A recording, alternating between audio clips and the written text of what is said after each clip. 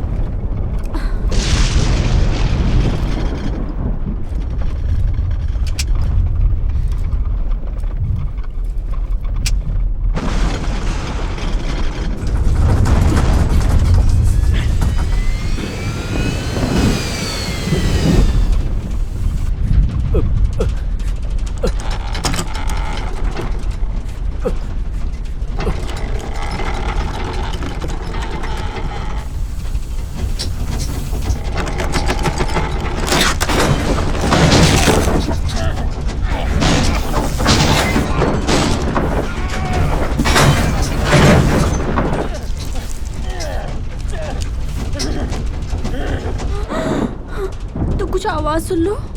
शायद कुछ सामान गिर गई होई।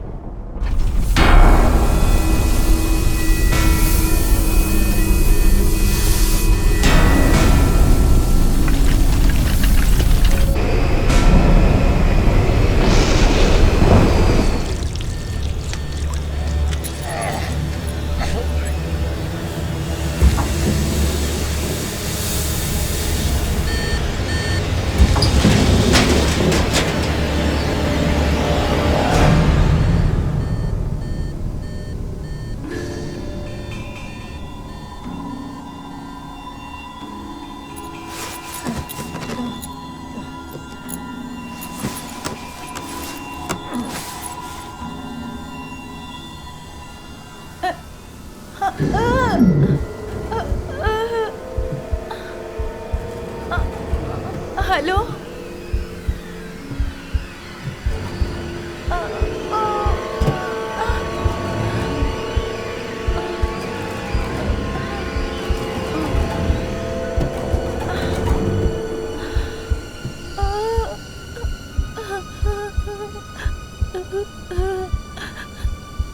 ये सब क्या होता?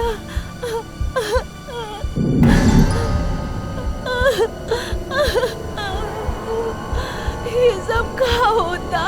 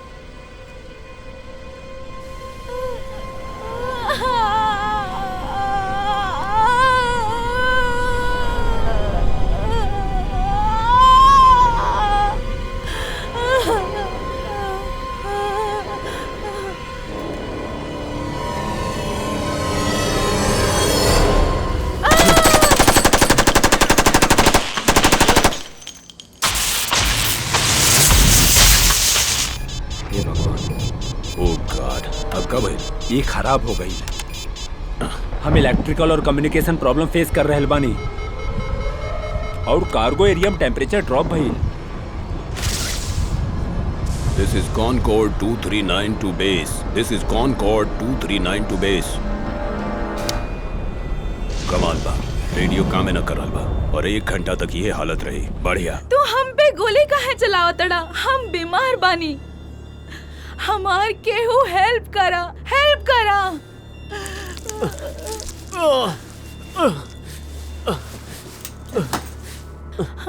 हम एगो साइंटिस्ट बानी, मैं कॉन लैब्स के साथ। डॉक्टर बेनेट कहाँ पे बाने?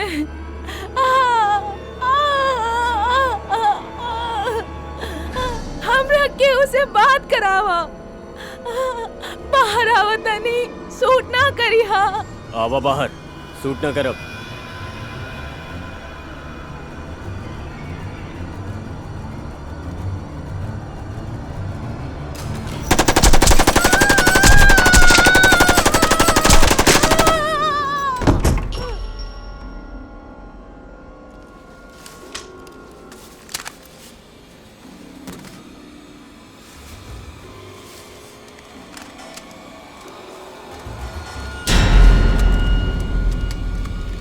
यू कैसे? वो कहाँ गई?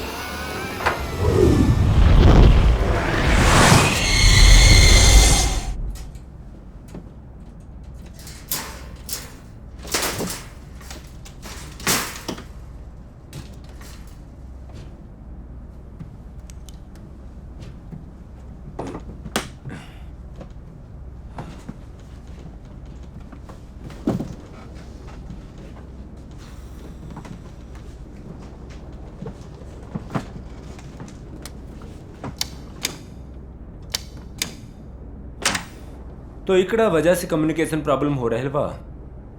फ्रे, डॉक्टर थॉट, केविन,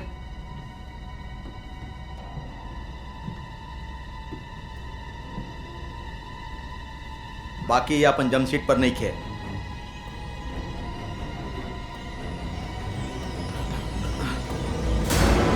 हमनी की यहाँ से निकले के पड़ी अभी। कमॉन, चलो चलो चलो चलो। हमनी के दरवाजा सील करे के होखी। लेकिन भइल का? डॉक्टर है।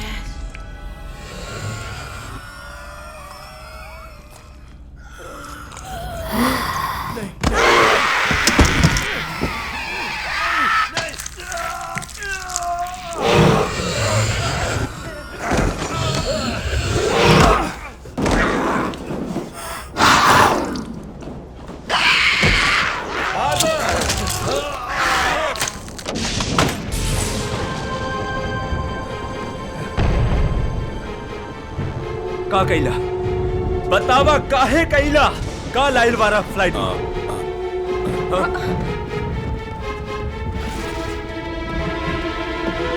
आपन सीट पे बैठी, प्लीज आपन सीट पे बैठी।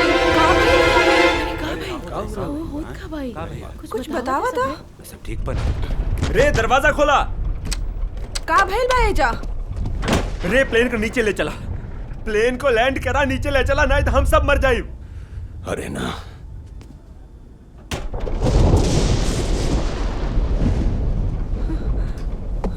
रे हमरा बतावा कि रे जगह सुना। भाई रे वो तीनों साइंटिस्ट कुछ बाहर निकाल ले बा। का निकाल ले बड़े वो लोग? वो डॉक्टर्स लोग कहाँ बड़े? वो मर चुकल बा। हमरी बात माना, सब मर चुकल बा। डॉक्टर भी मर गइल बा। बैठ जाओ, थोड़ा शांति धरा। हम कहानी बैठ जा। बैठा। आप बतावा का भाई? हमारी बात सुनो, हमारी बात मानो रे। अगर प्लेन कभी लैंड ना करे बा तो शांत हो जा। तुम, हम, एमिली, यही प्लेन के सभी लोग मारल जाए। बिना वार्निंग और लैंडिंग प्लेस के हमने लैंड ना कर सके, नहीं समझा? वहाँ जॉम्बिस हुआ। हमारी बात पे यकीन करा, वो इंसान नहीं खे। वही प्लेन के सभी लोगन को मार दी अगर नीचे ना लैंड करनी तो। तू समझा बात कर। आई डोंट केयर, तू कुछ भी करा। जल्द से जल्द कोई जगह ढूंढा रे। प्लेन के लैंड करा, जहाँ मौका मिले वही लैंड करा। हमारी बात सुना रे। तूफान हमनी के सिचुएशन के खराब कर देले बा। ठीक होके दा, फिर हमनी आगे जाए। एक सिक्योरिटी ऑफिसर भी फ्लाइट पर बा। पता करा कि वो पैसेंजर के बा और ओकरा एहिजा लेके आवा। रे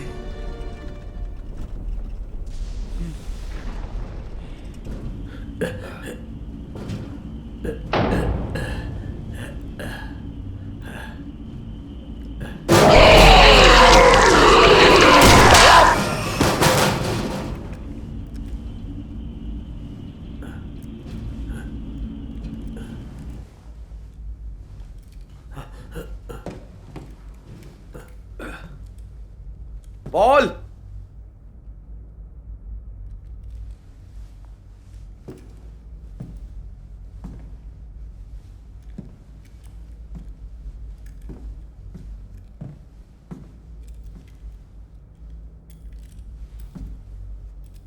फ्रैंक,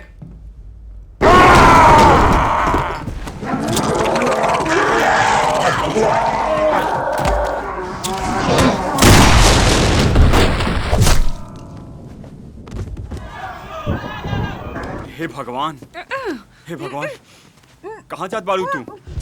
कहाँ जात बाड़ू तू? टोनी लड़की की गोली लगल बा। पता नहीं के गोली चला रहल बा। अरे का भाई? का भाई?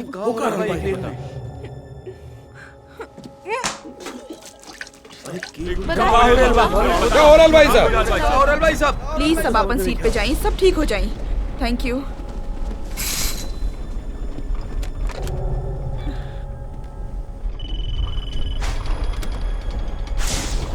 यहाँ बहुत गड़बड़ हो गई बा। यहाँ पर गोली चलल बा। कुछ तो हो रहल बा जिससे पैसेंजर डर गइल बा।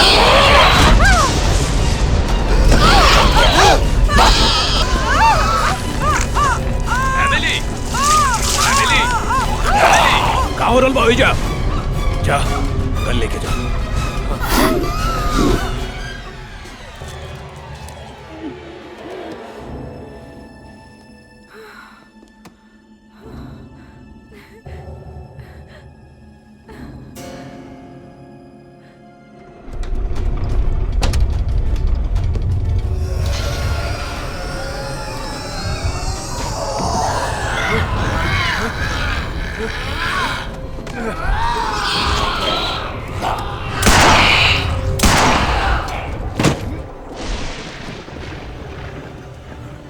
Oh God, ऐसा ना हो सकेला। अरे का भाई अरे कुछ तो बताओ का भाई अपनी सीट पर जाओ, वहीं रुका। यहाँ खतरा बा।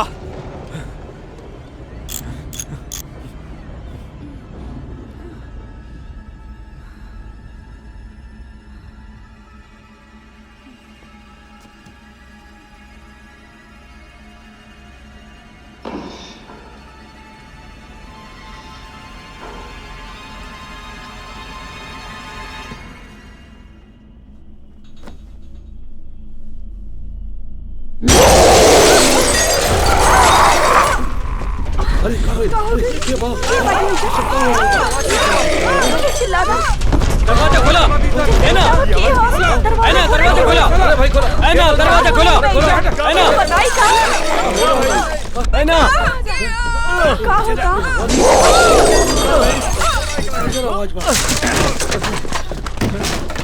अरे यार यहाँ का होत बा?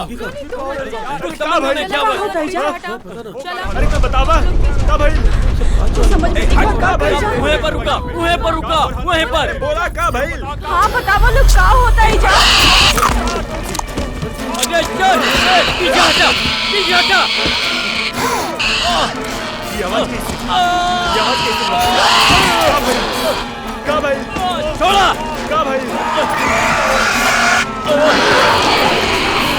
का भाई?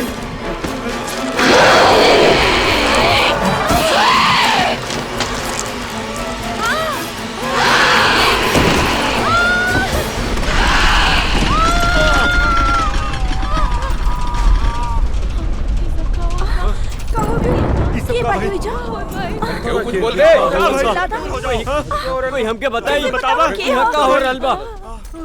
का भाई? का हो रहा है जा? क्यों बताई का? बोला का भाई? अरे केहू बा? का होता? सब बुरा गइले काहे? का हो गई? ये सब का हो गई? का कैसे हो गई? का भाई? क्यों बताओ तो सही सब का हो रहा है? कुछ समझ में नहीं क्या का कर जा। हाँ बताओ लोग का होता है जा। बतावा भाई। प्लीज अपने सीट पे बैठ जाइए।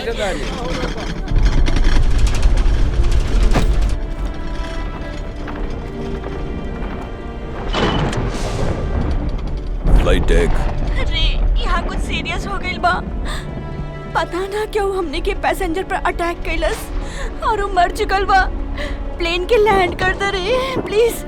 देखा हमारी बात सुनो। ना ना आप समझत नहीं की। ये लोग बहुत जख्मी बा। स्टेसी और एगो पैसेंजर के बहुत चोट लागल बा। ये सब कैसन भइल? के अटैक कैलस? पता ना शायद वो कैदी जोन भाग गइल बा और क्यों के बारे में हम सोच नहीं पावत। देखा मैगन, हमने पीछे मुड़ चुकल बानी और हमने जल्दी ही लैंड करब। तूफान से गुजरे के ही होगी। तू सब पैसेंजर्स के उनकरा सीट पर जाए खातिर कहा अभी। ओके।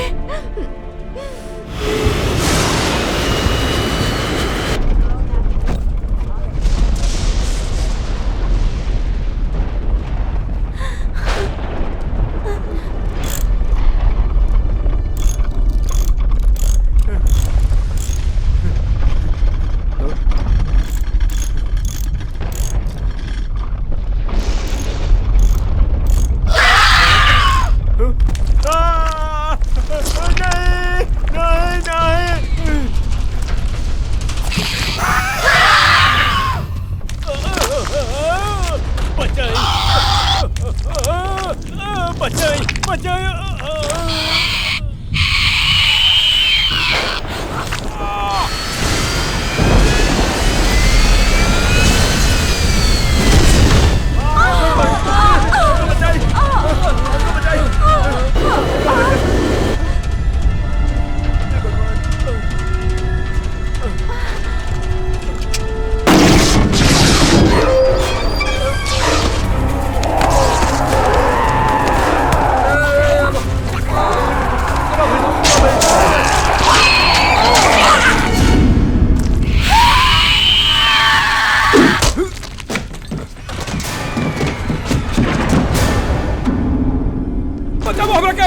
बचाओ हमरा के। अरे ये दरवाजा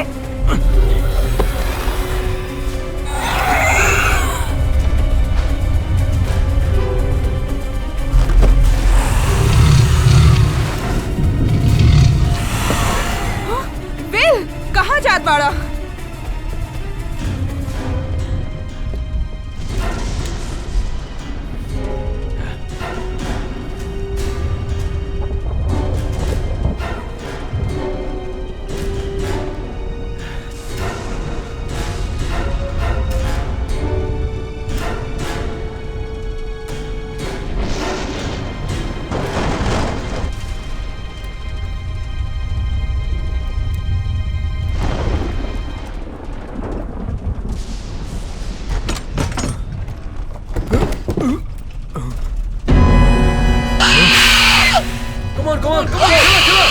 ओजा गैलरी के फ्लोर 2 फुट ऊंचा बा, ओजा से जा सके नहीं। नहीं नहीं ना जा सके नहीं, हमारी बीबी ऊपर बा।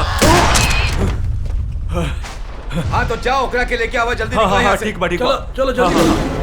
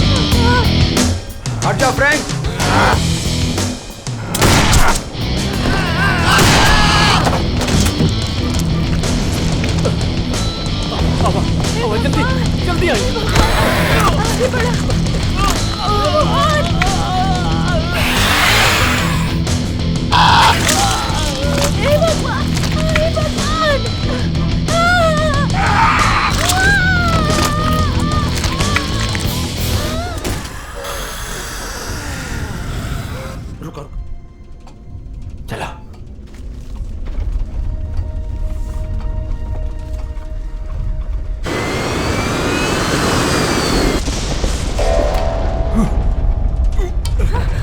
रुका रुका रुका।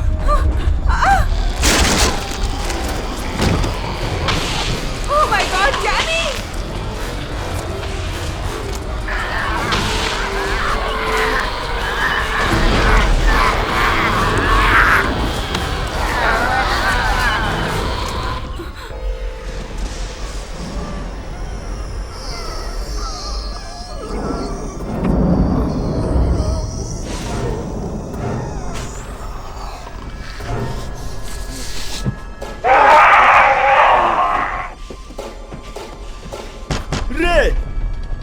रे हमका चोट लागल बा। जल्दी रे, जल्दी करा।